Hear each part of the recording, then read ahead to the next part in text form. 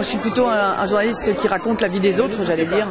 Et c'est vrai que moi j'ai beaucoup aimé le bouquin de Günter Wallraff dans les années 80 qui s'appelle Tête de Turc, et dans lequel il se déguise en turc pour raconter le racisme en Allemagne.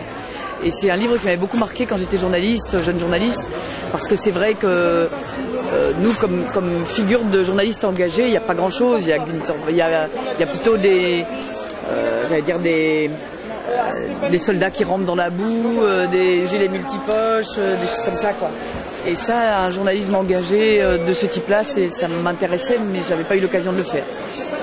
Dans l'expérience, que ce soit au moment où vous faites le ménage, puis l'écriture, vous avez retrouvé ce que vous attendiez? Je m'attendais pas à tant de choses que ça. Et disons que c'est difficile quand on est journaliste depuis 25 ans de ne pas savoir qu'il y a du chômage en France, qu'il y a de la précarité. Donc à la fois on le sait, j'allais dire presque avec la tête, mais on s'en rend pas compte. C'est un peu comme La lettre volée d'Edgar Allan Poe, vous savez, vous avez quelque chose sous les yeux mais vous ne le voyez pas. Et ça a été un peu ça.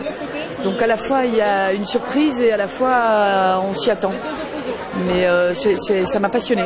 On ne matérialise pas à ce point, presque plus que le chômage, j'allais dire la précarité. C'est travailler pour 5 patrons différents, avec un temps de trajet plus long que le temps de travail, et au bout du mois une paye de 730 €. Donc c'est vrai qu'on n'a pas, on ne voit pas ces choses-là mises bout à bout.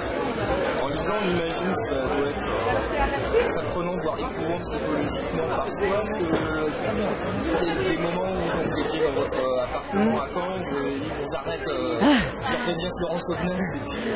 Non, parce que si vous voulez, j'aurais eu honte par rapport aux filles dont je partageais le boulot. Donc, parce qu'en fait, c'est vrai que moi je savais avoir de toute manière un billet retour, que c'était une expérience délimitée dans le temps.